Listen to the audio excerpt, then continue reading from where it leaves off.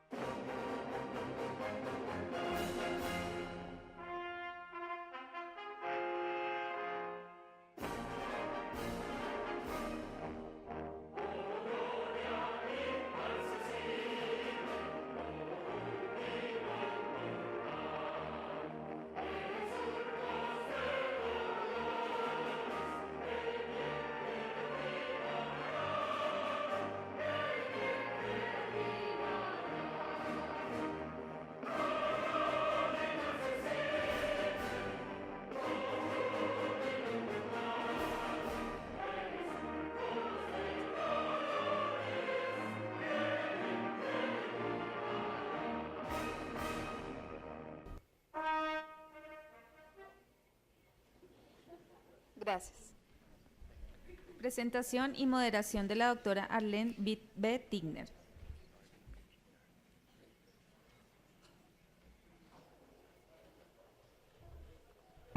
Buenas tardes, otra vez.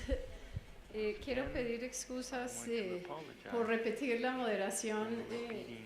Ole cree que es porque no me pude resistir a acompañarlo en la mesa, lo cual puede ser cierto, pero a quien habíamos solicitado la moderación se le presentó una situación familiar inevitable. Entonces tengo el agrado de presentar a Ole Weber, mi colega y amigo. Voy a leer una breve presentación y después voy a contar unas anécdotas. Y no está usando la traducción, entonces no sabrá qué estoy diciendo.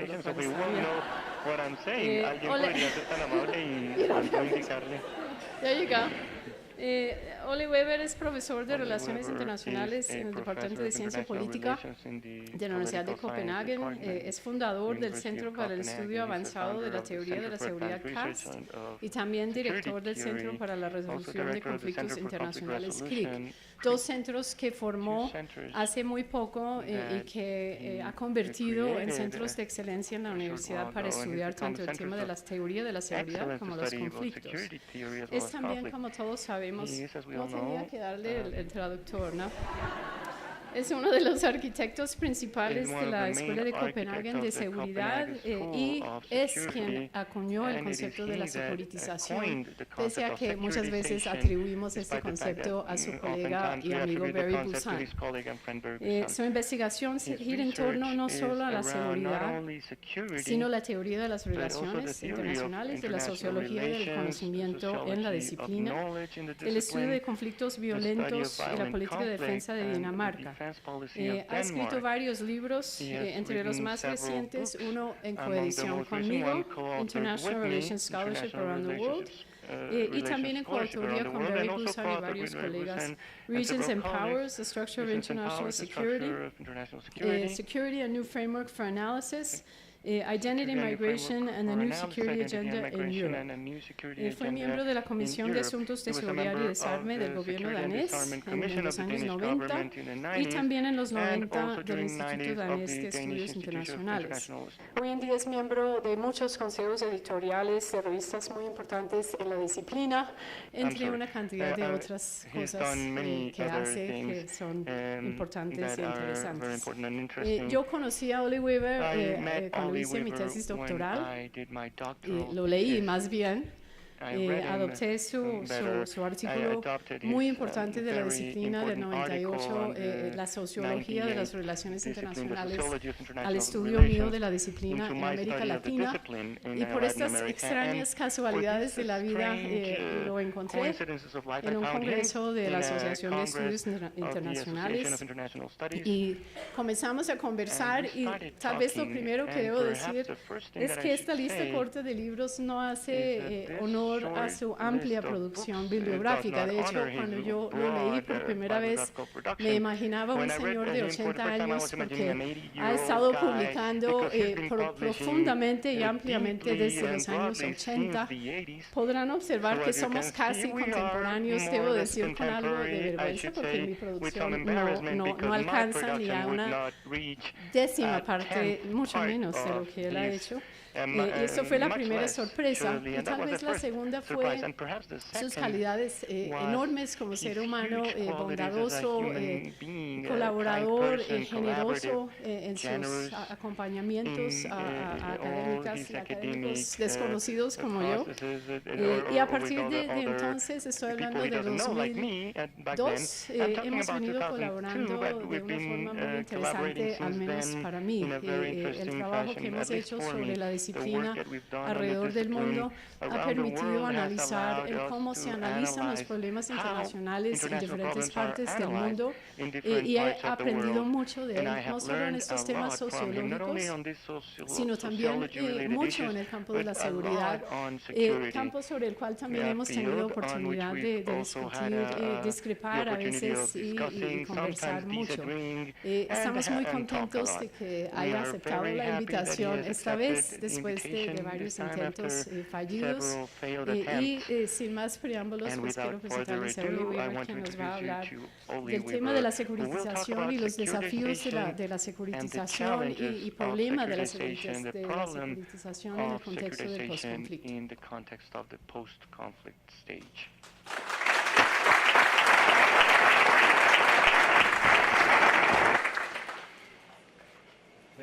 Muchas gracias por esa amable introducción, especialmente por la parte que no escuché. De pronto fue muy buena y me la perdí, pero muchas gracias por la invitación y por la oportunidad de visitar este país tan interesante en un momento tan interesante. Yo ya he aprendido muchísimo de estar acá y espero que pueda tratar de devolverles un poquito ahora. He estado pensando mucho sobre esta charla y eso puede ser muy bueno, a veces no tanto. Y la razón por la cual he estado pensando más que lo usual es que sentía que esto no podía ser simplemente como una charla estándar que doy en cualquier otro lado. Y hay dos razones por las cuales no quería que fuera así. Una es que es Colombia y la otra es Arlene. Colombia, obviamente, no se siente bien venir en una situación tan importante y dar una especie de teoría abstracta en su charla. La situación es demasiado importante para esto, así que yo quiero ser relevante. Pero no se preocupen, no voy a tratar de hablar sobre Colombia, eso daría pena, me daría pena a mí y a ustedes también. Entonces, en lugar de eso voy a tratar de desarrollar un argumento teórico para la ocasión. La otra razón, obviamente, es que Arlene hemos colaborado, como tú lo dijiste, por 15 años. Muchas veces hemos hablado sobre esta visita, la he esperado ansiosamente y bueno, por fin pasó, así que debería tratar de dar una charla única para Bogotá. Esto no va a ser un show muy pulido, va a ser más bien ideas, pensamientos de primer corte, por decirlo así. Seguramente va a haber más errores que lo usual, pero también va a haber muchas nuevas ideas. Así que aquí va. Esta es la estructura de lo que yo voy a tratar de hablarles. 4 pequeñas historias, tanto el título revisado como el original en el programa, para tratar de sacar algunas ideas sobre la desecuritización que sean relevantes para cuestiones del posconflicto. Y para hablar también del tema general de la seguridad en tiempos de paz. Así que lo que estoy haciendo aquí es que estoy hablando... Bueno, ahora necesito el pointer. Arriba vemos la securitización como la parte de resolución de conflictos es muy importante. También está la seguridad ontológica, que es una idea muy importante en las discusiones sobre seguridad, pero para poder hacer esto tengo que posicionarla en relación con la teoría de la desecuritización, y yo no pensaría que todo el mundo ha estado hablando sobre la teoría de la securitización, pensaría que no, así que voy a presentar un poquito sobre la teoría de la securitización, algo un poco más general sobre esta teoría. Luego vamos a tener 2 elementos de la investigación en paz y en conflicto, una sugerencia general sobre cómo pensar las teorías del conflicto, nuestras 3 teorías básicas del conflicto que creo yo que podrían ayudarnos a mirar estas cuestiones.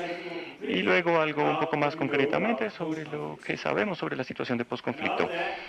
Y de eso esperaría, esto va a ser una forma significativa de presentar mis 3 nociones sobre la seguridad, que ahora es el título revisado de estos, 3 Senses of Security. Entonces, primero la parte de la teoría de la securitización.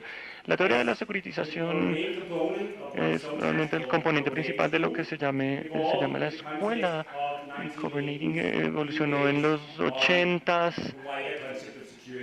sobre el concepto más amplio de la seguridad no tradicional. Algunos la llaman seguridad blanda, en otros lados de pronto seguridad no tradicional, pero bueno, en este debate había una crítica general del concepto general de seguridad. Mel Caldor ayer tocó un poco el tema, pues el concepto de seguridad humana está en la misma familia. Aquí la crítica del concepto tradicional de la seguridad tenía 2 componentes principales. Uno, que era, ¿por qué estrechamos el concepto de seguridad para hablar solamente de estados? Puede haber otras cuestiones verticales, ya veremos por qué las llamo verticales, y puede haber algunas otras cuestiones que no sean militares, que pueden ser económicas, ambientales, etcétera, que también deben ser tratadas como cuestiones de seguridad. Uno las podría ubicar en un mapa de esta manera. Un eje es obvio, el eje Y. Uno puede ir a la escala global, seguridad regional, ir a la estatal, hablar de seguridad nacional para confundir a todo el mundo. Uno puede bajar al nivel del grupo y puede hablar de la seguridad individual. El otro eje es un poquito más traído de los cabellos, pero la idea es que se convierte en algo más polémico a medida que uno se aleja de la seguridad militar en la mitad. Eso siempre ha sido aceptado. De hecho, el mainstream siempre ha aceptado la seguridad económica y la seguridad política. Pero si pasamos a la seguridad ambiental, ya nos metemos en problemas en algunas nociones más tradicionales. Y lo que llamamos... también está la seguridad de societaria y de identidad, que también son un poco más controversiales. Entonces, en la década de los 80 había un debate entre lo que hablamos como ampliadores y tradicionalistas, wideners and traditionalists. Teníamos personas que decían, bueno, toca mirar todas estas otras cuestiones de seguridad porque hay alguna razón por la cual es una razón más de seguridad si la gente es matada por una pistola o por el hambruna o si tiene que ver con la identidad y que no es tanto una política de seguridad como si fuera por cualquier otra razón. Contra esto, los tradicionalistas nunca dieron realmente una buena razón de por qué una es más importante que la otra. Su principal argumento en contra era más bien metodológico, diciendo, ustedes están arruinando un buen concepto y eso va a hacer que sea más difícil para nosotros maniobrar en el mundo. El concepto de seguridad está caro cuando estamos hablando de militar y estatal, y si hablan de todas estas otras cuestiones, es un desastre, porque entonces así todo es seguridad. Eso realmente no es un debate porque ninguna de las cosas se relacionaba con otras, pero en ese contexto, y obviamente esta es mi propia manera de presentar el contexto de mi teoría, el contenido, la Escuela de Copenhague, como la gran solución a esto, dice, es posible tomar la perspectiva amplia sobre la seguridad en los dos ejes, siempre que se tenga una distinción clara que asegure que no todo se meta a bordo. Entonces, seguridad ambiental no quiere decir todo lo relacionado con lo ambiental, quiere decir esas cuestiones ambientales que tienen un componente especial de seguridad, y la seguridad económica quiere decir estas cuestiones económicas que tienen un componente específico de seguridad. Entonces, tenemos una idea clara de qué es lo que hace algo seguridad. Entonces podemos mirar toda la cuestión y entenderla como la seguridad. Aquí viene el concepto clave de la securitización como solución a esto. Nuestro argumento clave aquí es qué es lo que está en juego realmente si uno habla de algo como seguridad o no. ¿Por qué importa etiquetar algo como una cuestión de seguridad o no? ¿Por qué algunas personas quieren hacerlo y otras personas se oponen a ello? Porque cuando uno dice que algo es una cuestión de seguridad, por lo tanto están diciendo que tiene algún tipo de prioridad y de urgencia por encima de otras cuestiones. No se encuentra al mismo nivel que otras cuestiones y es una especie de cualidad especial. Más específicamente, se está diciendo que hay una amenaza existencial a algo.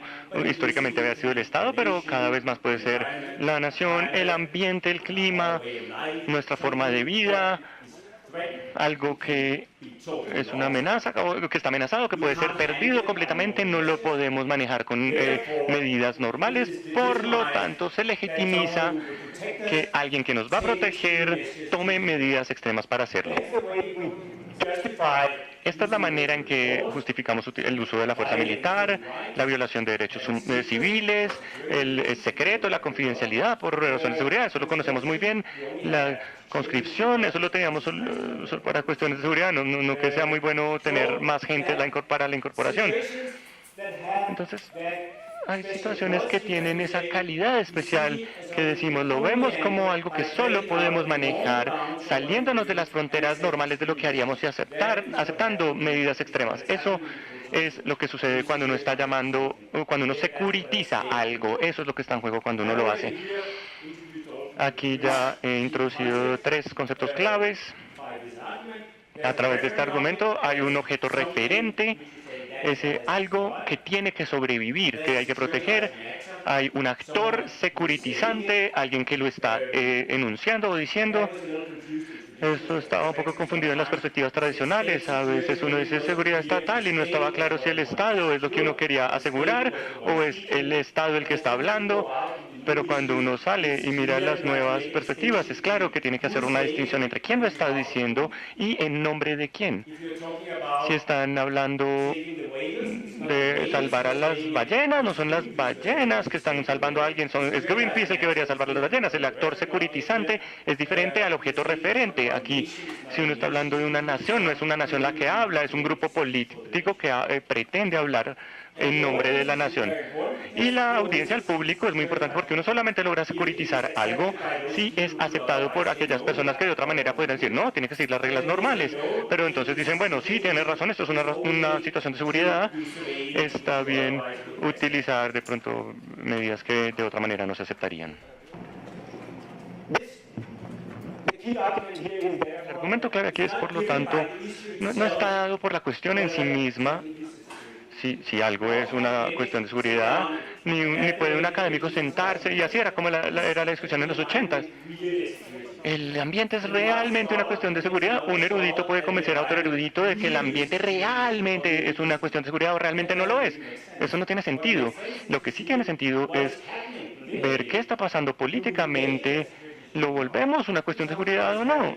Esto es algo que está pasando en nuestra realidad política y por lo tanto una cuestión como tienda era visto algo como algo privado de una familia, no algo tan politizado. El movimiento de las mujeres tuvo un éxito cambiándolo de social a político y aumentando la securitización del género, es lo que está hablando, y bueno, y moviéndose de para arriba y de para abajo en esa escala. Entonces, eso quiere decir que cuando uno securitiza algo, de alguna forma también lo está despolitizando, porque uno está diciendo, esto es una cuestión de emergencia, de necesidad, no hay cabida para hablar demasiado, simplemente hay que hacer lo que hay que hacer. Una cosa final presentando básicamente el mismo argumento, es decir, algo que sale de este enfoque entero es que la seguridad y la inseguridad no son los opuestos entre sí. No se trata que entre más inseguridad tenga uno, menos seguridad tenga, o al revés. Porque la inseguridad es básicamente decir, hay algo que nos amenaza y no tenemos un sistema de defensas contra eso, por lo tanto nos sentimos inseguros. Seguro quiere decir, hay una amenaza, pero tengo una defensa contra eso, así que me siento seguro. Pero también me siento amenazado. Estamos conscientes de que hay una amenaza, pero nos estamos defendiendo contra ella. Pero hay tantas cosas en la vida que no miramos y decimos, estoy inseguro por eso. No lo preguntamos como una pregunta de seguridad, lo pensamos como cuestiones de amor o de economía o de otro tipo. No es una cuestión de seguridad. Entonces muchas cosas no se ponen en un marco de seguridad de ninguna manera. Y esto quiere decir que a menudo es posible sacar una cuestión del reino de la seguridad y de hecho esto es muy importante en una cuestión de resolución de conflictos porque a menudo es la mejor manera de resolver un conflicto para no tratarlo más como una cuestión de seguridad. Ya voy a tratar de volver a ver si hacemos sentido de esto. Y finalmente algo de lo que no voy a hablar, que usualmente hablaría como media hora de esto, si esto fuera una charla normal de securitización. Y para aquellos de ustedes que han visto este libro que Arlene amablemente mencionó, es como el texto fundacional de la Escuela de Copenhague. Luego el resto del argumento se trata de qué es central para cada uno de estos diferentes sectores de la seguridad, pero no voy a adentrarme en esto. Y bueno, y tengo un punto final acá. Mucha gente va a decir, pero bueno, eso no es demasiado constructivista. Es como la amenaza solo existe si la tratamos como una cuestión de seguridad. No, ese no es el punto. Las cosas son reales. Si los países vecinos tienen tropas o si está pasando el cambio climático, eso es real. Pero es nuestra decisión si la forma en la que lidiamos con esta cuestión es como una cuestión de seguridad, por lo tanto involucrando que lidiemos con ello en términos de amenaza, defensa, medidas extremas y así sucesivamente, o que lidiemos con ello como una cuestión de riesgos, con cálculos, expertos. La cuestión es la misma, pero la procesamos de acuerdo con diferentes procedimientos, ya sea que los securiticemos o no. Entonces, esto de la securitización en últimas es la política de la seguridad, es una manera de lidiar con las cuestiones y tiene ventajas y tiene desventajas. Securitizar las cosas, la ventaja obvia es el tipo de concentración, de atención que se consigue. Uno puede hacer algo rápido al respecto, no hay discusión. Hay algo que es para lo que estamos autorizados. Entonces uno obtiene la agilidad y la decisividad. El problema es que uno pierde algo en el debate democrático y también se pierde algo en relación con la atención a otras partes, porque uno ya es libre de hacer lo que uno quiera. Esa fue la cuestión general sobre securitización. Ahora tratemos de entrar en la desecuritización y tratar de hablar de eso en relación con la resolución de conflictos. ¿Qué es la desecuritización? Primero, mucha gente ha reaccionado así, como, bueno, pues debe ser obviamente lo mismo, sino que al revés, si la securitización es securitizar algo, la desecuritización debe ser el acto de reversar esto. Y eso no es a menudo el caso. Es muy difícil desecuritizar algo convenciendo a la gente. Es muy difícil convencer a la gente de que no se preocupe, porque si uno habla de no preocuparse, ya de por sí se está hablando de aquello de lo que uno debería preocuparse. Entonces, hablar de seguridad ya quiere decir que hay una amenaza y que yo me estoy defendiendo en contra de ella. Y eso no es estar seguro completamente, porque uno sigue estando pensando sobre esa amenaza. Si yo digo acá que el techo es muy seguro, no se va a caer. Ustedes probablemente no se van a sentir más seguros que antes de que yo lo dijera, ¿no? Van a decir, ah, sí, probablemente es cierto, ¿por qué no? Entonces, discutir para sentirse seguro no es lo óptimo. Lo óptimo es que uno no se preocupe por eso de ninguna manera. Entonces, a menudo la desescuritización no pasa directamente, sino indirectamente. Pasa simplemente como cambiando la atención a estar más interesados en otras cuestiones. El argumento que yo a menudo utilizo respecto a esto es el argumento de la integración europea. Si ustedes ven las memorias de Jean Monnet, que era como un hombre importantísimo detrás de la integración europea, su argumento en las memorias de la Segunda Guerra Mundial era que si logramos llegar al punto en el que Francia y Alemania comiencen a verse entre sí como una preocupación, ya esto no basta para poner en su lugar un sistema de seguridad que diga, ya tenemos una respuesta. No deberíamos llegar nunca al punto en donde hagamos la pregunta. Ellos nunca deberían mirarse el uno al otro como una cuestión de seguridad. Y esa era toda la idea tras el proceso de integración europea. Lidiamos con esto de dos formas. Concretamente, comenzó como una unión muy de carbón y acero, haciendo menos posible que se convirtiera en una amenaza para el uno para el otro. Pero más importante aún, hicimos que los dos países se pusieran a pensar en otra cosa, haciendo todas estas cosas que implican la integración y la cooperación. Simplemente cambiaron de mentalidad y esto reemplazó esta mentalidad de, no, ellos son más poderosos que nosotros, cuál es el balance militar entre los dos países, y etcétera. Entonces este es el tipo de cambio indirecto que es a menudo la mejor manera de resolver un conflicto. Y el mejor criterio en últimas es que parece que no tiene ningún sentido hacer la pregunta respecto al conflicto. Esto creo es útil en relación con para mirar a los procesos de paz, porque los procesos de paz a menudo tienen un riesgo de ser descarrilados por la desecuritización.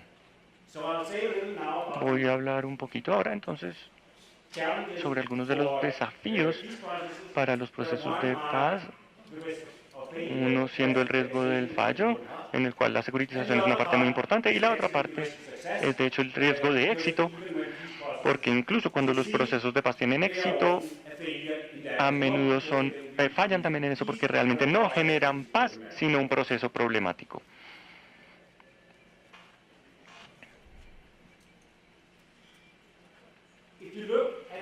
Si miramos algunos de los ejemplos más obvios de procesos de paz, está Israel-Palestina e Irlanda del Norte. Siempre había algunos obstáculos en el proceso que eran generados por la securitización, en el formato en el cual un grupo extremista de un lado señalaba el dedo a otras personas en el otro lado, digamos el ala derecha de Israel señalando a Hamas, miren a Hamas, aquí están diciendo que Israel no debería existir, eso es lo que ellos realmente quieren. Si vamos a tener un proceso de paz con gente como esa, solamente le estamos dando campo para que se preparen para acabarnos, así que tenemos que hacer algo para prevenir eso. Y lo mismo al revés, y lo hemos visto en Irlanda del Norte y así sucesivamente. Entonces tenemos estos intentos para descarrilar un proceso a través de señalar el dedo para probar que hay una amenaza aún ahí. La respuesta a esto tiene que ser la desecuritización, no en el sentido de decir, no, ellos son unas buenas personas allá, sino en el sentido de decir, no, nosotros no estamos de acuerdo, ellos son oponentes, pero no son una amenaza existencial. Esto a menudo implica que algo tiene que pasar, es decir, yo estoy del mismo lado de los que hacen en la amenaza o algo en el lado opuesto, en el mismo lado de los que oponen la amenaza, que a veces tienen que decir, no, esto está exagerado, por ejemplo. Entre los musulmanes es familiar que los islamistas utilicen el argumento que realmente hay una guerra contra el Islam por parte de Occidente. La mayoría de musulmanes no están de acuerdo en que haya una guerra contra el Islam, pero no niegan ese enunciado de los islamistas, simplemente lo dejan seguir. Y eso lo que hace es producir una idea de que sí hay una guerra contra el Islam. Y si hay una guerra, uno termina pudiendo legitimar todo en contra de esto. Entonces hay que denunciar a esta gente del mismo bando que podrían estar llevando las cosas un paso más allá y decir, no, esto no es una amenaza, es un problema, es algo con lo que estamos lidiando, pero no es una amenaza. El otro lado, ¿qué deberían hacer ellos al respecto? Aquí hay una lección paradójica de aprender a tomar en serio incluso los elementos locos. Di el ejemplo de Hamas y su no reconocimiento de Israel, y realmente no importa en algún sentido, porque sabemos que Hamas nunca va a poder sacar a Israel del Mediterráneo, pero sí va a ser una gran diferencia si fuese muy claro que uno no puede andar diciendo eso. Entonces, en el proceso de Irlanda del Norte, la República Irlandesa en su constitución decía que realmente Irlanda del Norte pertenecía a Irlanda. Nadie creía que Irlanda fuera a comenzar una guerra contra Gran Bretaña para recuperar a Irlanda del Norte, pero sigue siendo muy problemático que se pueda señalar el hecho. Entonces, cuando se quita eso del proceso, hace una diferencia, y pueden ser elementos de este tipo con los cuales se hace más difícil la cuestión. Entonces, es desescalar un poquito la cuestión de ser algo securitizado a ser algo en lo que uno no está de acuerdo, y de pronto sigue habiendo una discusión acalorada, pero no se justifican las medidas extremas diciendo que por lo tanto vamos a volver al conflicto violento, vamos a deshacer los acuerdos, ni nada por el estilo. Como decía, la otra parte de esto es el riesgo del éxito, que los procesos de paz también muy a menudo se convierten en institucionalizados, estabilizados de maneras que son problemáticas, porque enraizan gran parte de los problemas sociales que existían antes del proceso de paz. Esto, de nuevo, es Irlanda del Norte, que es posiblemente el proceso de paz más maduro, y es un gran ejemplo de esto, las jerarquías, las relaciones sociales, las divisiones,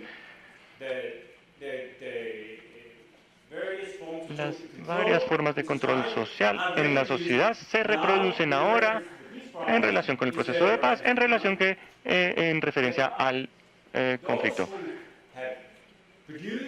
Esos que han producido y han protegido el proceso de paz son aquellos que sobre la base de esto mismo pueden tomar muchas medidas que pueden resultar problemáticas. Entonces, en este sentido, la securitización en nombre del proceso de paz, es decir, esto es necesario para proteger el proceso de paz, también es algo que vale la pena tenerle cuidado. A pesar de que suene bien al principio, puede ser muy problemático si se toma una retórica acelerada de quiénes son los enemigos del proceso de paz y por lo tanto deberían lidiarse con ellos de ciertas maneras, en lugar de simplemente decir, estamos tratando de mantener el enfoque de hacia dónde vamos como un todo y ver qué puede alterar el proceso, pero no securitizarlo en nombre del proceso mismo. En ese contexto, me doy cuenta que prometí algo que posiblemente no puedo entregar completamente. Hablé hace un tiempo en relación con esta conferencia que comencé a pensar en esta charla, y en esa ocasión estaba releyendo un artículo de un erudito israelí, Mapurichi, y él trataba de enfocar la securitización y hacer lo mismo sobre la paz. ¿Qué pasa si uno mira la paz de la misma manera que hemos visto la de securitización? La securitización es un término feo, pero se pone aún peor cuando uno lo trata con la paz. Si uno pacifica, entonces sería la pacificación o pacificación. ¿Cuáles son las consecuencias de esto? Y él tiene todo un argumento elaborado sobre esto, pero el punto principal que apoya lo que estoy diciendo sobre el problema de que la paz se convierta en una forma de justificar cosas, y uno puede apuntar a la paz y decir, entonces por lo tanto tenemos que hacer, y por lo tanto no podemos hacer esto otro. Entonces, debemos al menos estar conscientes de la forma en que la paz también tiene un poder, de la misma forma que la seguridad también tiene una retórica propia. ¿Y qué se está haciendo en últimas con cada una de estas cosas? Bueno, todo esto era el lado izquierdo de mi historia. Y ahora llegó a la segunda parte, a la seguridad ontológica. La seguridad ontológica es como un argumento muy de moda hoy en la literatura sobre seguridad. Uno de los destinos o de las cuestiones que yo haya acuñado un concepto de este tipo hace cierto tiempo. Quiere decir que ahora yo soy el viejo reaccionario, es decir, la versión antigua. Entonces todas las nuevas teorías ahora se construyen en términos de decir que está mal en esto y que está mejor o que es más progresista. Entonces, para introducir algo que es una mejora sobre la teoría de securitización sería la seguridad ontológica. La versión más influyente de esto es probablemente una de Jennifer Mitson, la académica americana. Hay otras versiones. El argumento va así. La seguridad tradicional, dirían ellos, es seguridad física. La seguridad tradicional trata de amenazas físicas, pero también hay algo que es más importante, que es la seguridad ontológica. ¿Qué queremos decir con seguridad ontológica? Y aquí están los escritos de Gittins, son el punto de referencia normal. Ustedes encuentran este argumento en Gittins que dice que todos necesitamos seguridad ontológica en el sentido básico de que nuestro mundo tenga sentido, que las cosas que pasan sean entendibles, que no haya algo que pase que no podamos meter en nuestro mundo. Si un dinosaurio entrara a la sala, todos quedaríamos con muchas dificultades para encajar nuestro mundo. Entonces, es como que cosas que simplemente no se pueden involucrar en la vida cotidiana. Esas cosas son muy perturbadoras y usualmente se reacciona a ellas volviendo a ciertas rutinas que se tenga y haciéndolas aún más rígidas. Entonces, el argumento de la seguridad ontológica es que hay una razón por la cual las políticas de seguridad que tenemos continúan a pesar de que parecen extrañas, y es que puede que no produzcan seguridad. De pronto, la forma en la que se comporta Corea del Norte no genera seguridad para Corea del Norte en realidad, pero funciona en términos de un mundo que se está reproduciendo y se está haciendo sentido de sí mismo. Entonces, las políticas que no parecen ser muy buenas políticas de seguridad, si uno mira la seguridad física, pues, ¿qué políticas puede haber en términos de seguridad ontológica? Y si uno las encuentra, el mundo tiene sentido y uno sabe quién es y dónde está parado. Un enfoque particularmente productivo sobre esta teoría fue hecho por un académico turco que produjo este libro que se llama Conflict Resolution y Ontological Security. Debería haber hablado sobre esto, pero realmente no lo he podido terminar porque sigo pensando sobre la seguridad ontológica. Pero bueno, creo que debíamos llevar tiempo en esta diapositiva. En este libro, pero puedo recomendar el libro a pesar de que no tengo el capítulo que dice sobre lo que yo pienso sobre seguridad ontológica, pero bueno, el argumento aplicado a la resolución del conflicto es que pensar en términos de seguridad ontológica también nos ayuda a entender por qué los procesos de paz a veces encuentran problemas.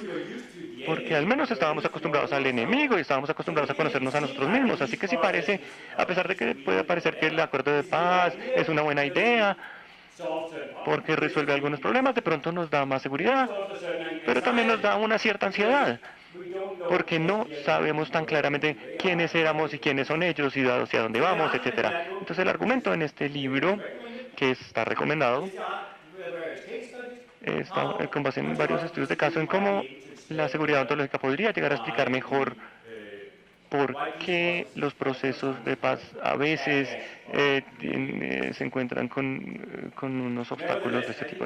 Sin embargo, creo que hay problemas con el concepto de seguridad ontológica y creo que también juntando algunas de las cuestiones de las que he hablado anteriormente, creo que es mejor retrocederse un poco al concepto más familiar de seguridad o de seguridad ciudadana, como ustedes lo plantean a veces, pero llevarnos algunas de las lecciones importantes de la cuestión de la seguridad ontológica.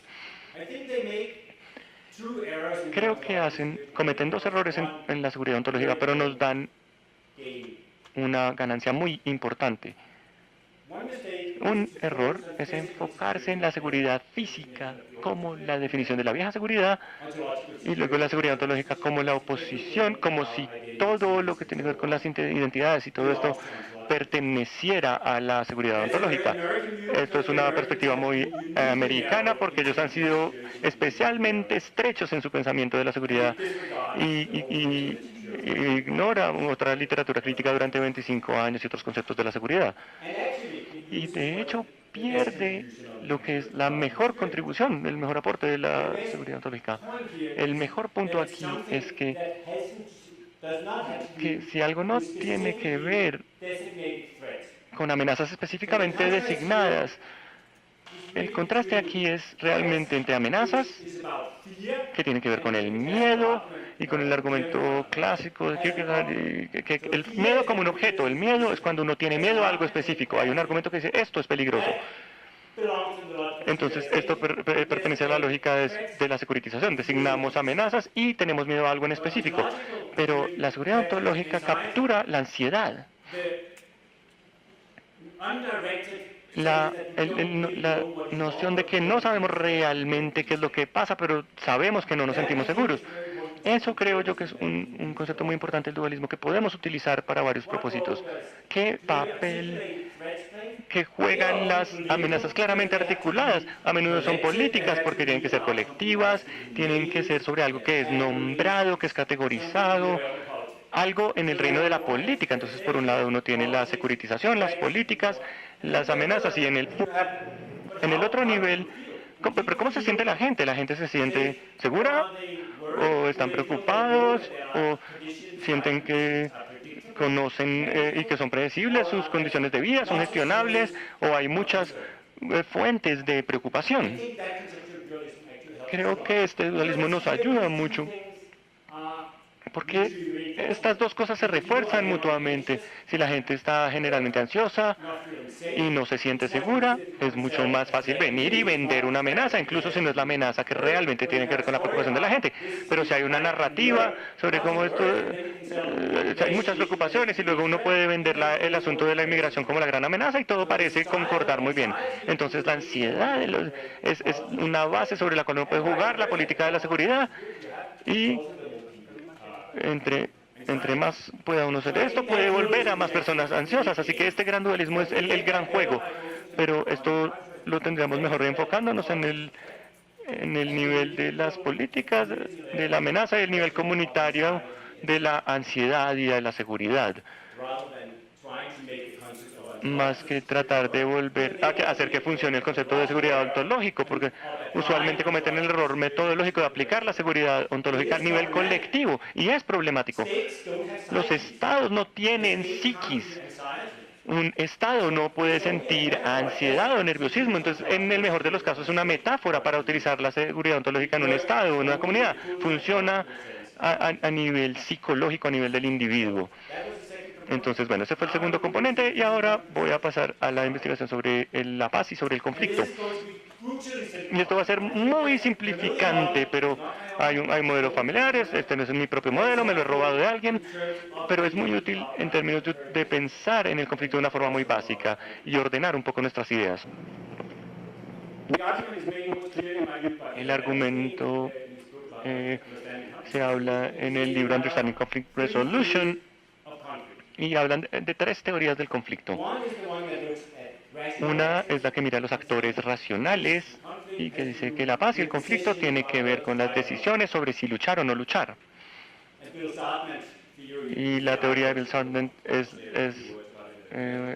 la típica, de la cual ya hablaré. La segunda es las necesidades básicas y las razones profundas para el conflicto, siendo Burton el principal teórico. Y luego está la parte dinámica del conflicto, como lo que hacemos y lo que nos volvemos, que es la teoría de Galtung. Uno contiene la idea de los flujos, la dinámica; la otra tiene raíces, la de las básicas; y la racional tiene cálculos. Cuando hablamos de qué se trata el conflicto, la parte racional, y aquí nos vamos a enfocar en una teoría de resolución de conflictos en el dominio racionalista. Lo mejor aquí sería Bill Sargent, de quien seguramente han oído hablar, el concepto del momento correcto, el argumento que es siempre que una parte de un conflicto piense que hay un interés, que tienen oportunidad de ganar, al seguir luchando van a seguir luchando y no va a haber paz. Y si uno quiere ser un mediador, olvídelo, no hay forma de mediar entre dos pares en las cuales hay una cosa que van a ganar, que pueden obtener al continuar la guerra. Que no hay un momento correcto para mediar ese conflicto. Solo se puede empezar a mediar un conflicto cuando las partes se han dado cuenta de que esto no va para ningún lado. Estamos atorados, esto nos hace daño a ambos, y hasta que ambos se den cuenta que no es la mejor opción seguir luchando, tenemos que luchar para terminar esto. Para llegar ahí hay que influenciar ciertos cálculos para que ambas partes lleguen a la decisión de decir, bueno, a mí me gustaría salir de esto, me gustaría llegar a un acuerdo, más que quiero seguir luchando. Eso está basado en los cálculos racionales de las partes. El segundo, y bueno, espero mostrarles en un minuto porque esto es relevante para la discusión. Lo segundo es el argumento de las necesidades básicas o necesidades humanas. Burton, siendo el teórico más importante, es muy sencilla, todos lo conocemos. En últimas, cuando hay conflicto es porque hay necesidades sociales humanas no cumplidas, que hacen que se tenga que elegir el conflicto para lograr estos fines, y la solución tiene que ser algo que en últimas satisfaga estas necesidades que están faltando. Contra esto, bueno, yo tengo una inclinación por la tercera, la de Galtung. Puede que ustedes hayan visto el triángulo de ABC de Galtung, que creo que es la mejor forma de presentar la idea clave de este enfoque. Es la idea de decir, ¿qué es un conflicto en últimas? Galtung dice que los conflictos son tres cosas al mismo tiempo. Es actitud, es la visión de nosotros, ellos, y así sucesivamente. Es comportamiento conflictivo, es hacer cosas conflictivas, matar gente, por ejemplo. Y es contradicción, el hecho de que hay objetivos que parecen ser incompatibles. Estas tres cosas son la forma de decir, esto es lo que es un conflicto. Y su argumento es decir, son igualmente importantes. No es que una sea el verdadero conflicto y las otras sean derivados de ello. Las tres son el conflicto. Entonces, las tres esquinas de este triángulo son iguales.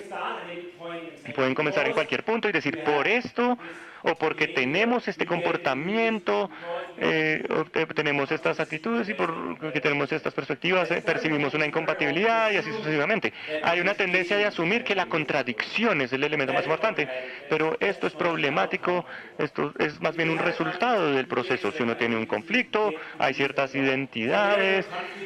Entonces, el conflicto de alguna manera también es una forma de vida. Uno se convierte en su conflicto, uno se convierte en las identidades que van con ese conflicto. Y por lo tanto, el argumento llega a ser en este enfoque que uno no debería pensar demasiado sobre cómo comenzaron las cosas, sino de cómo van a terminarse. Si uno piensa en cómo romper el ciclo que se autorreproduce, ese conflicto que se autorreproduce como forma de vida, más que tratar de encontrar cuál es la causa de ello.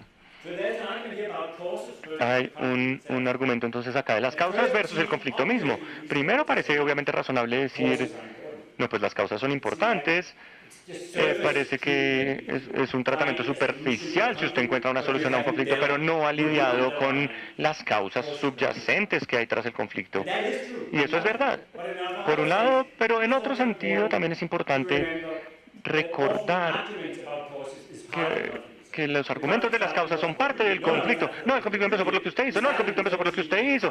No, comenzó en el 75. No, empezó en el 32 por tal o tal cosa. Entonces, la idea que la causa es una buena forma de resolver un conflicto a veces no es tan acertada. Y uno podría decir, mirar, un conflicto como el de Irlanda del Norte se ha transformado muchas veces. ¿Realmente es un conflicto social o realmente es un conflicto religioso o nacional? Bueno, eso depende desde dónde lo esté mirando uno. Entonces, a veces es mejor mirar el conflicto en evolución en sí mismo y ver cómo se puede transformar. Bueno, ¿por qué es esto relevante respecto a todo lo que estaba hablando? ¿Por qué así concuerdan los tres otros elementos de la charla? El elemento dinámico es lo que está involucrado en todo este proceso de securitización y desecuritización. Cada vez que securitizamos algo, cristalizamos cierta versión del conflicto y la solidificamos en un patrón continuo, y cuando se securitiza se abre a la transformación, a la evolución, al cambio, y luego se podría volver a cristalizar a través de una nueva securitización. Entonces, el conflicto dinámico captura este flujo de fijaciones y reaperturas constantes que vemos en el enfoque de securitización sobre el conflicto y sobre los procesos de paz. La cuestión de las necesidades básicas humanas obviamente va en conjunto con la cuestión de seguridad humana, seguridad ciudadana, el elemento reformulado de la seguridad ontológica, para decir que la gente, preguntar si la gente está obteniendo la seguridad que es necesaria para que ellos no sean una fuente de originación del conflicto, y el elemento racional, que es muy importante, porque pensemos en el rol de los militares. Lo que es importante de tener el elemento racional aquí es la diferencia entre lo que lo lleva a un acuerdo de paz y lo que hace que funcione un acuerdo de paz, porque claramente este elemento de cálculo racional o racionalista es extremadamente importante para llegar al punto en donde existe un acuerdo de paz, y por lo tanto el fortalecimiento de las fuerzas militares y por lo tanto arrinconar a la insurgencia, etcétera, etcétera, puede ser muy importante para llegar a un acuerdo de paz, pero esto no quiere decir necesariamente que se pueda proyectar hacia el futuro y decir, esto muestra cuál es la clave para la solución, porque esta esquina de la teoría del conflicto trata principalmente de cómo llegar al acuerdo, no de lo que hace que el acuerdo se quede, permanezca. Entonces no deberíamos extrapolar demasiado de ahí. Entonces es por eso así funciona muy elegantemente todo como un triángulo. El otro lado, vemos aquí que las otras partes son las esquinas del triángulo. Ya empecé a hablar un poquito sobre las lecciones para el posconflicto y el papel de los militares. Y esto es importante porque el rol de las fuerzas militares, como yo les decía, puede ser crucial en lograr llevarlo a uno al punto de acuerdo, pero en el largo plazo no es una forma de construir una paz estable. Porque ninguna sociedad es realmente estable si las fuerzas militares son demasiado visibles. Tienen que encontrar una forma de diluirse en el fondo, por decirlo así. Entonces, retirarse lo suficiente del conflicto para no ser visto como parte, como actor del conflicto, sino visto como una condición estructural de la paz y de la estabilidad. En las lecciones del postconflicto, más generalmente hablando, no voy a mirar acá todos los elementos, pero simplemente para enmarcar un poco la cuestión del sector de la seguridad. Creo que si uno le pregunta a la gran literatura, ayer Mary hablaba del hecho de que básicamente sabemos que la mitad de los acuerdos de paz se sostienen y la mitad de los acuerdos de paz no funcionan. También sabemos bastante de cuáles funcionan y cuáles no funcionan. No tenemos un método o conclusión científica acordada sobre esto, pero sí tenemos ciertos puntos que parecen más convincentes que otros, y creo que uno podría decir bastante bien que estas son los 5 elementos más importantes para poner en esta lista. El sistema político tiene que ser adoptado en los diferentes ejes del conflicto. Y acá está el ejemplo del libro del triángulo de Understanding Conflict Resolution. Él habla de que las guerras civiles son de 2 tipos diferentes. Hay guerras civiles que son diferentes grupos tratando de obtener el poder estatal. Nosotros queremos controlar el Estado, no, nosotros queremos controlar el Estado. Ellos acuerdan que hay un Estado y solo está la cuestión de si deberíamos ser nosotros o ellos quienes controlan esto. Y esta es la guerra civil clásica. Pero luego está la otra situación, como la cuestión de los kurdos o otras cuestiones, o en donde hay un área de la integración de varias áreas en una, y la cuestión es cuál debería ser el Estado. Ambos tienen respuestas políticas, pero son diferentes respuestas políticas, porque si uno tiene un conflicto sobre quién podría controlar el Estado y qué pasa con aquellos que no controlan el Estado, entonces tiene que ver mucho con la democracia y asegurar la representación de todos los grupos en el sistema político y un papel lo suficientemente fuerte para las minorías en ese sistema. Pero si hay personas que piensan, no, nosotros no somos parte de ese Estado, queremos estar en otros lados, hay ya cuestiones de autonomía, descentralización, etcétera. Entonces el sistema político tiene que ser adaptado en relación sobre cuál línea de conflicto se tiene. Luego viene una segunda cuestión, que es la que ya hablamos un poco. Las instituciones de poder y quién tiene control en esta sociedad de la policía, los militares, tienen que ser legítimos y no representar una amenaza. Luego, los garantes externos solo pueden hacer más fuerte un proceso de paz si hay una noción de que otra persona podría supervisar esto, a cuestiones de justicia de las cuales hablamos ayer, no voy a hablar mucho más de esto, difiere un poco entre conflicto y conflicto, que tanto es justicia transicional, cuanto es verdad y reconciliación, o si es la cuestión de una noción de justicia en relación con los problemas subyacentes, pero el concepto de justicia es muy importante, y luego en el largo plazo también la cuestión de la memoria, cómo se escribe la historia, reproducimos el conflicto en nuestra escritura de la historia. En ese sentido, uno podría decir que un elemento de las lecciones del postconflicto que tiene una parte específica de seguridad, pasamos entonces a la cuestión del sector de la seguridad. Y ahí podemos decir, esto es un área difícil, porque por un lado, como sabemos muy bien, uno necesita instituciones estatales para poder tener un alcance suficiente para estabilizar y asegurar o dar confianza en todas las regiones, y por otro lado es necesario que estas instituciones mismas sean vistas como de todo el mundo y no como de algunas partes. Y aquí la terminología es muy confusa, porque el sector de la seguridad, el campo de la seguridad, que es un término que se utiliza acá y en algunas partes del mundo, pero no en Irlanda, no en otras. No se trata realmente de la securitización, se trata de la relación entre la fuerza estatal, militar, y los ciudadanos y los grupos armados. Esto no siempre se trata de una amenaza designada específica, pero es claro que si no hay un sector de seguridad que funcione, uno muy bien podría decir que esto sería una cuestión muy dramática que hay que enfrentar, pero en el largo plazo, la solución del sector de la seguridad no es la securitización, es más bien normalizarse, es volverse cotidiano, es dar las cosas por sentado, es volverse invisible, así que es lo opuesto a la securitización. En ese sentido podríamos terminar con algunas terminologías bastante confusas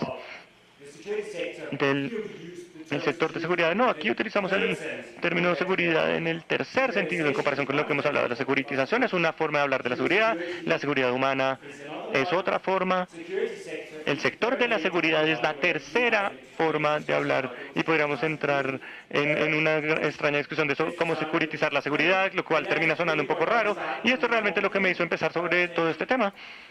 Es decir, solo podemos sacarle sentido a esto si realmente reconocemos que hay tres nociones, tres sentidos de la seguridad, y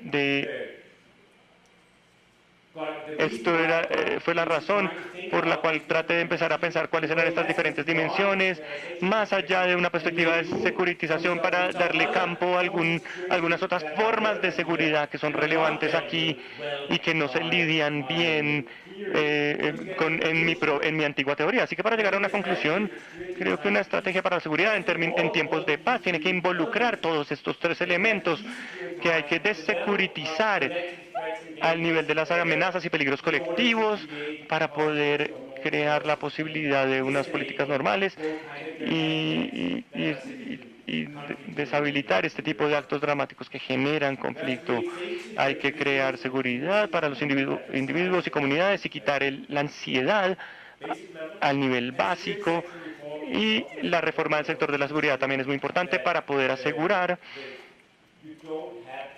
que no haya una resecuritización constante en que las fuerzas de seguridad se salgan de proporción, más bien hacerlas diluirse un poco más en el fondo como para que sea algo que funcione. Entonces estos son tres conceptos de seguridad.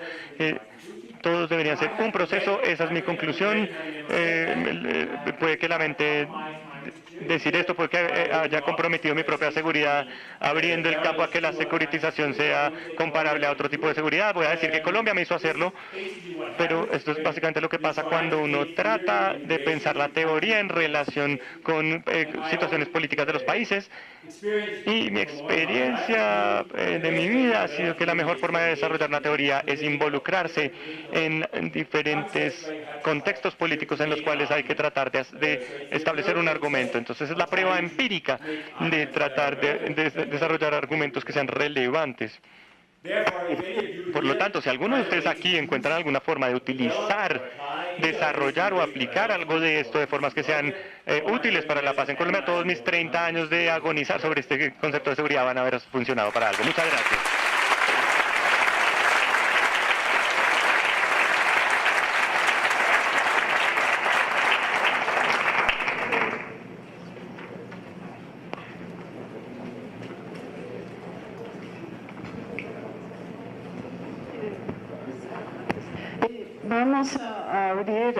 We're going to open the session for questions, as it usually happens when I listen to these presentations by Oli for the first time. They just leave me absolutely disarmed as to what to ask, because it takes a while for me to try to process such a complex presentation. So if anyone would like to start by asking questions before me, that would be great.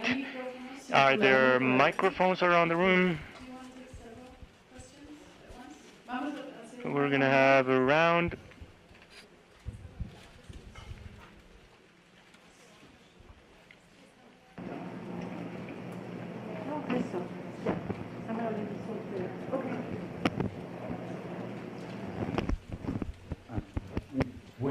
Good afternoon.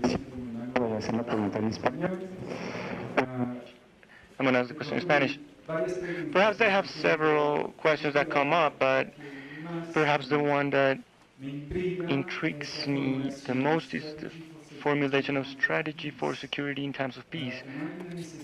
Is there not a need to redefine the concept based on all the things that are being discussed here? Because in the end, peace is reached when we are in a situation of desecuritization or in a non-secure situation.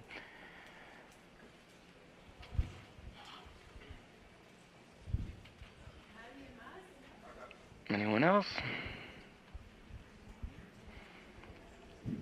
I have one question. It's your presentation, you spoke about perception, that it's not a matter of perception, del hecho que no es una cuestión de percepción, political sino más agenda, bien de la agenda política o algo por el estilo. Pero ¿qué le pasa a la gente que viven de forma insegura? Por ejemplo, gente que vive en zonas de pandillas. Por ejemplo, tomemos a Venezuela. Hay gente que tiene una percepción directa. Les pido disculpas porque no se le oye bien al señor para traducir. Otherwise than their own perceptions.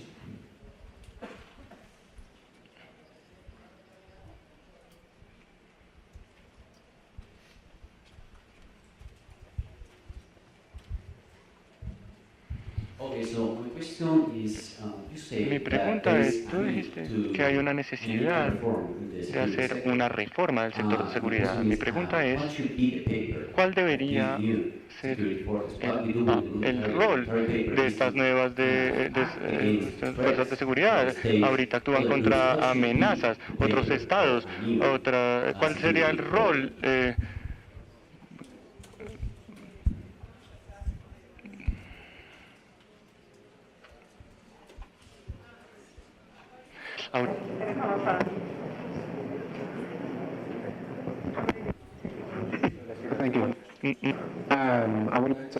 Me gustaría preguntar cómo en esta situación específica en Colombia, con el referendo, cómo esto como herramienta puede jugar en toda esta cuestión, dado que la securitización parece ser un obstáculo en los procesos de paz. Dado que la securitización parece ser un obstáculo en los procesos de paz,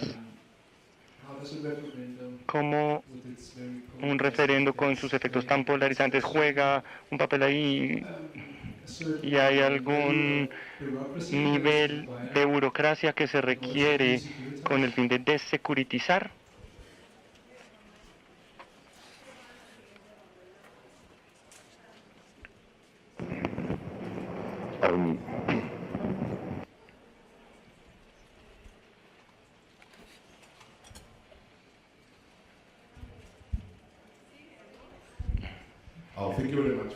Muchas gracias por la presentación tan interesante. Me gustaría darle de pronto una contribución en Colombia. Su teoría es muy bien recibida. Estamos desarrollando un modelo, bueno, un modelo es una gran palabra, pero estamos desarrollando un modelo sobre cómo medir el éxito de la implementación del acuerdo de paz sobre la base de las percepciones comunitarias o cómo las comunidades perciben cómo está siendo implementado el acuerdo de paz. Y hay un gran problema ahí porque tenemos herramientas cualitativas principalmente y como puedes imaginar tenemos diferentes formas de cómo se expresan las percepciones, cómo expresamos lo que uno llama la frustración. ¿Cómo puede uno poner esto dentro del marco que usted acaba de presentar? Porque si usted nos puede dar como una pista de cómo hacer esto, nos va a haber ayudado muchísimo. Muchas gracias.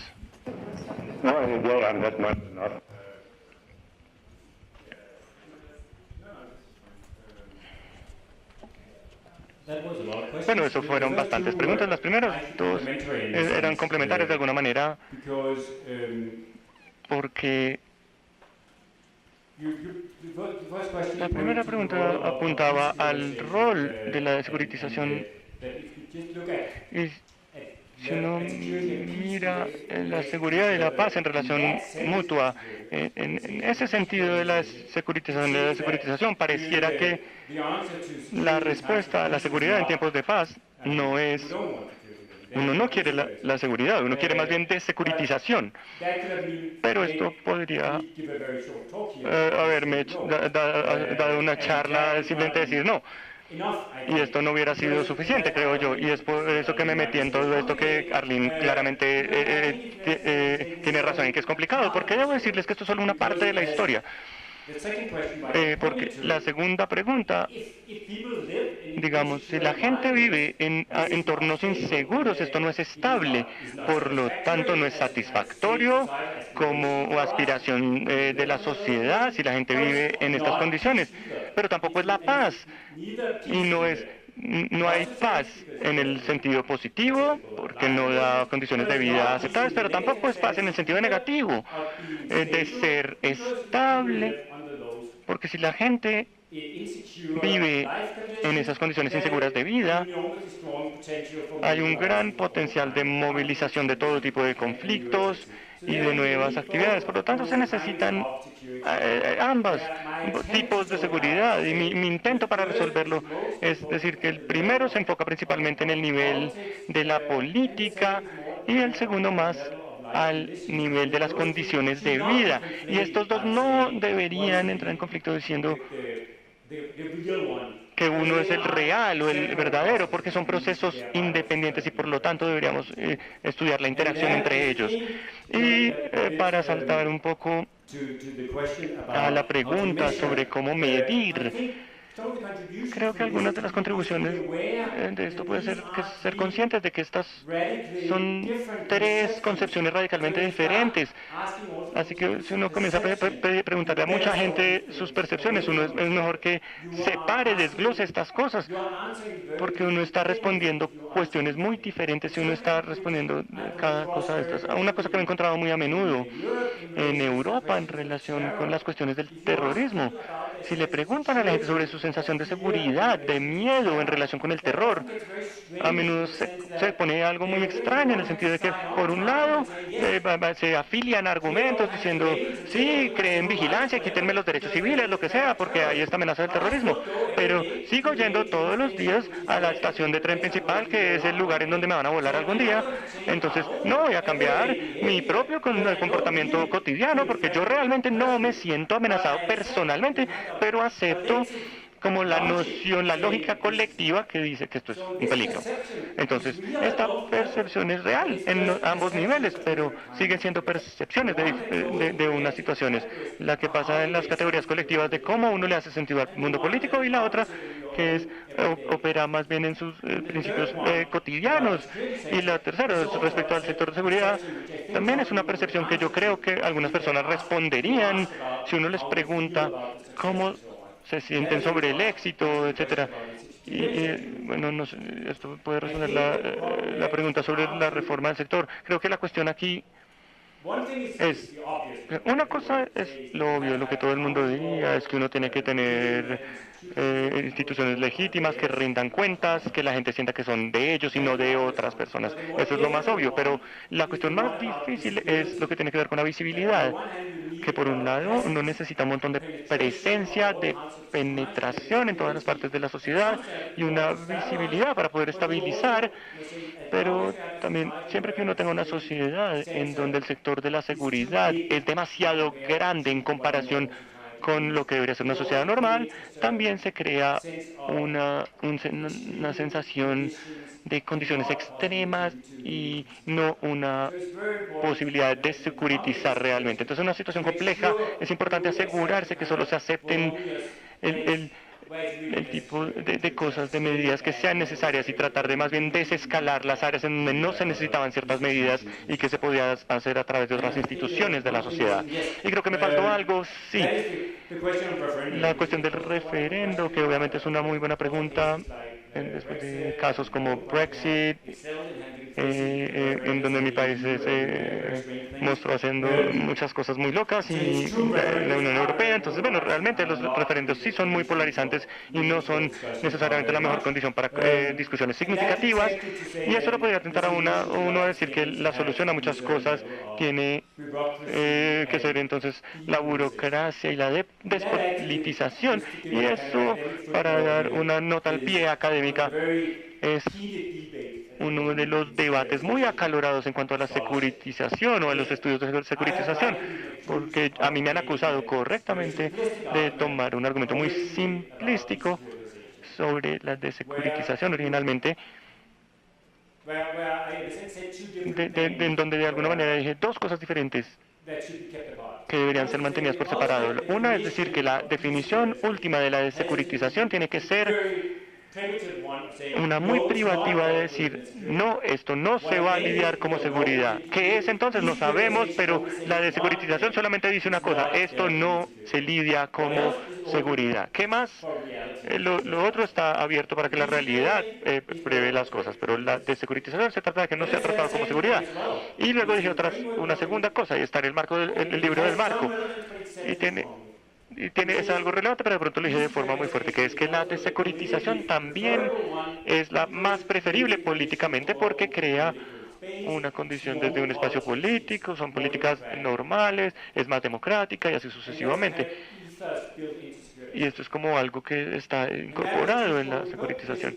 Y esto es muy fuerte porque habla de que es como un ethos de la teoría de la securitización, de tener cuidado del lado oscuro de la securitización. Pero es problemático asumir que cuando uno desecuritiza siempre lo hace haciendo que las cosas sean parte de una cuestión política idealista. Uno muchas veces desecuritiza poniéndolo en otro régimen mucho más técnico de pronto, entonces puede ser una forma técnica de lidiar con las cosas, que esa es una manera de desecuritizar. Eso es problemático de otras maneras, porque obviamente porque no está politizado en formas que uno querría, pero creo que al menos conceptualmente tenemos que estar abiertos a la posibilidad de que se puede desecuritizar de maneras que son más o menos democráticas, políticas, productivas, creativas. Should we do one final round?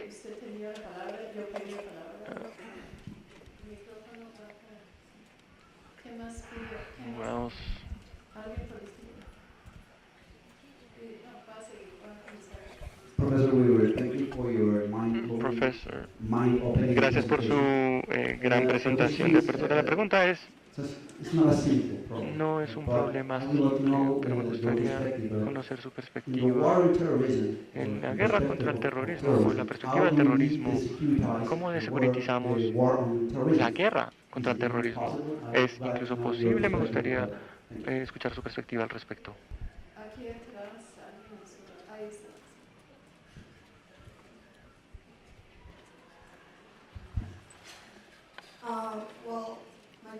Mi pregunta tenía que ver más con lo que habías dicho. Hablaste de desecuritizar el conflicto para poder transformarlo. Y mi pregunta es si tú crees que uno debería desecuritizar el terrorismo o si es algo que no se debería hacer aún teniendo en cuenta lo que está pasando actualmente. Muchas gracias. Aquí, alguien. Ya voy donde ti.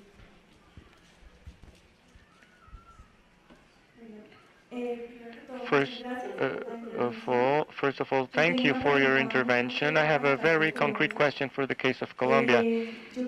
I would like to know what is the success that you could possibly expect from a peace accord when the conflict has desecuritized itself only partially, and we have had an excessive emphasis on direct violence, but we have failed to emphasize on the structural violence and the cultural violence. So I would like to know what you think about this, and taking into account these elements, what do you think will be the evolution of the agreements and the implementation of the peace accords in Colombia? Thank you. Aquí, alza tu mano.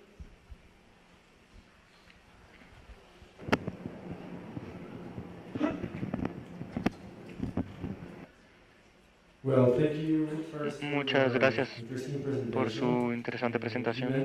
Usted mencionó, y creo que todos podemos estar de acuerdo en que la securitización juega un papel importante en las manos de algunas fuentes políticas y puede ser instrumentalizada muy fácilmente. También facilita la supresión del debate democrático. Esto es especialmente cierto en un contexto de alta corrupción como tenemos en muchos países latinoamericanos y también en otros países.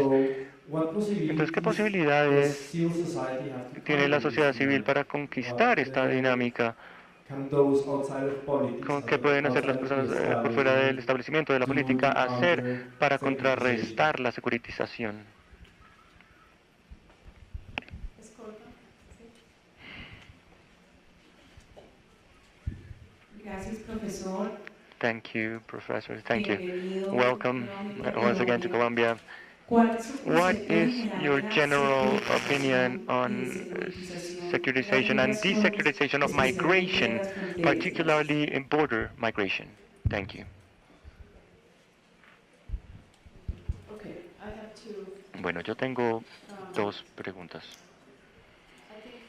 Creo que I find it very powerful. me encuentro muy poderoso que digas que nos convertimos en nuestro conflicto y es importante no pensar en cómo el conflicto comenzó, sino en cómo termina. Y luego dijiste, parte del conflicto puede ser sobre nuestros argumentos de cómo comenzó el conflicto mismo.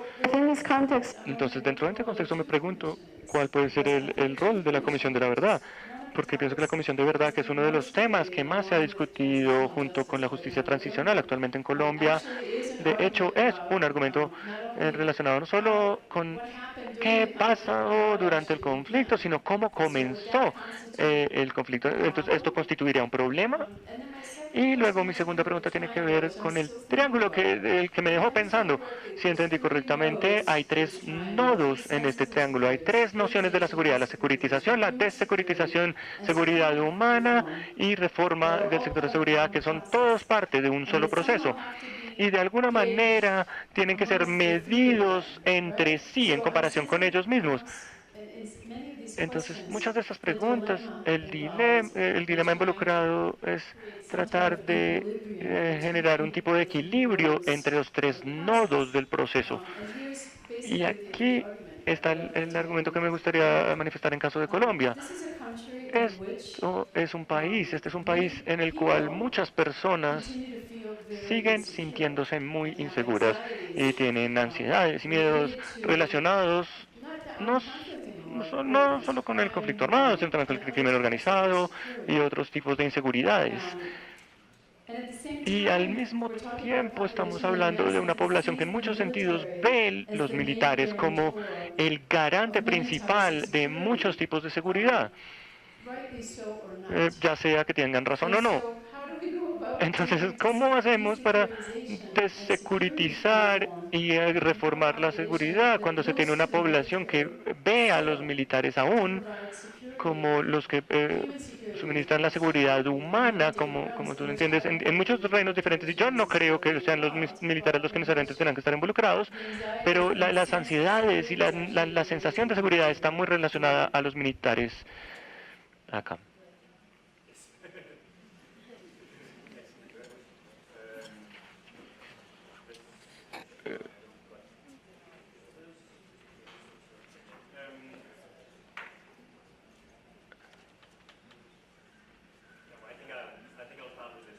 Creo que voy a comenzar con esta. ¿Le pueden recordar que utilice el micrófono, por favor?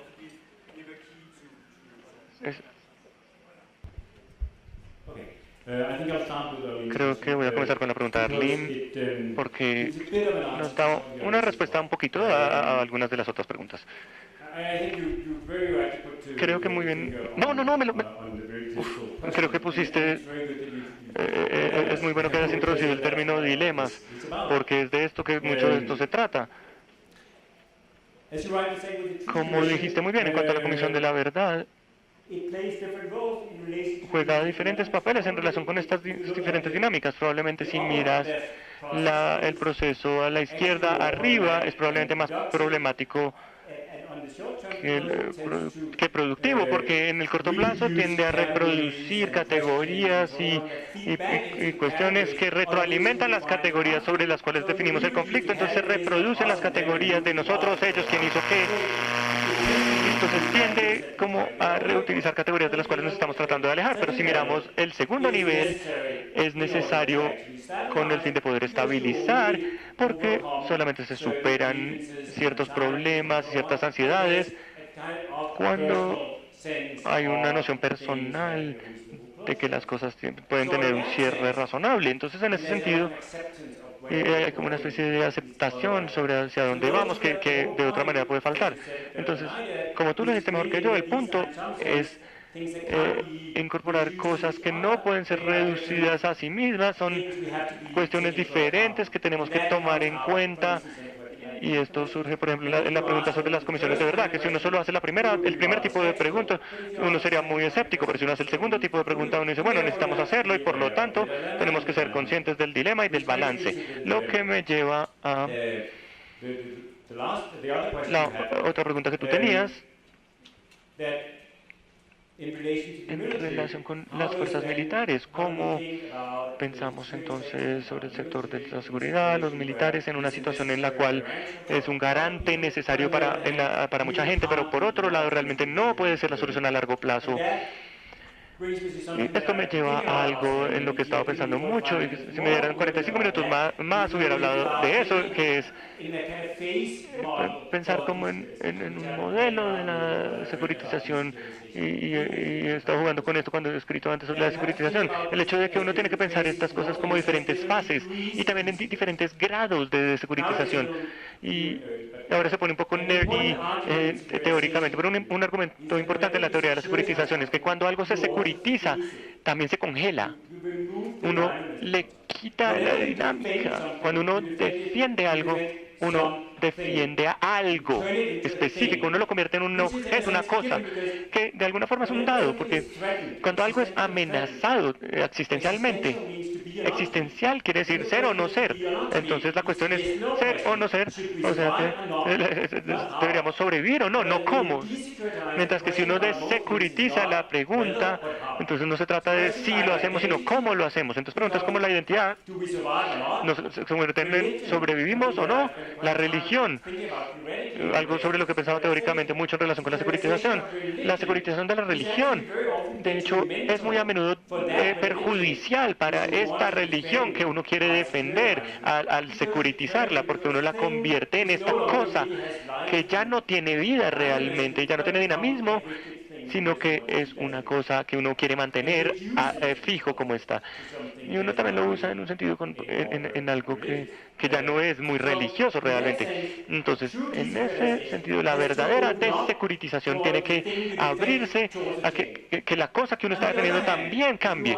Por otro lado, si uno está en una situación muy securitizada y uno quiere hacer resolución de conflictos, de alguna manera tienes que encontrar, que definir la condición de objeto o de cosa de la cuestión que se está lidiando.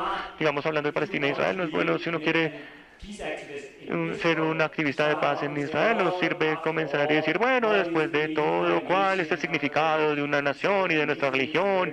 Y la nación es un concepto muy moderno, es muy relativo y muy constructivo. Uno no hace eso.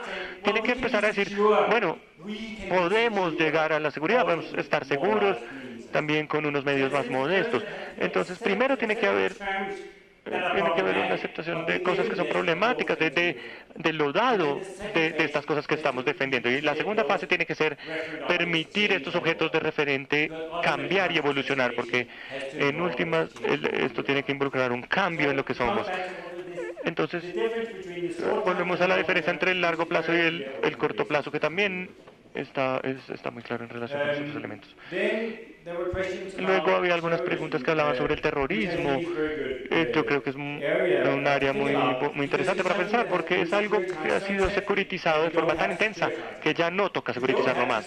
Ya no hay que decir, este terrorista es un terrorista malo, porque no hay tal cosa como un buen terrorista. Ya no hay que hacer un gran argumento para decir que este terrorista tal cosa. No, si queremos hacerlo, si uno dice que algo es un terrorista, ya lo securitizó. Ya se dijo que es inaceptable, ya se dijo que tiene que ser erradicado, y que no se acepta un poquitico de terrorismo, ¿no? Es algo que ha sido securitizado tanto que hasta el punto que el juego de etiquetar algo como terrorismo ya hace todo el papel. Y esto también quiere decir entonces que es un área en la que toca tener mucho cuidado sobre la forma en la que utilizamos esta categoría, la designación, porque no hay forma inocente de utilizar el término. Y en ese sentido hay realmente una necesidad de tratar de desecuritizar tanto como sea posible los grupos y procesos y problemas, y realmente no se captura muy bien en el término. Tenemos un gran problema con todas las cuestiones de la inmigración, de la religión, y todos los ponemos bajo la rúbrica de terrorismo muchas veces. No es muy productivo para discutir el rol de la religión en nuestra propia sociedad, o para discutir las minorías, tener el terrorismo como la pregunta que guía, la pregunta orientadora. Si fuera una forma de encontrar qué es lo que uno tiene que hacer si quiere desecuritizar, esto sería más productivo para lidiar con muchas de las cuestiones.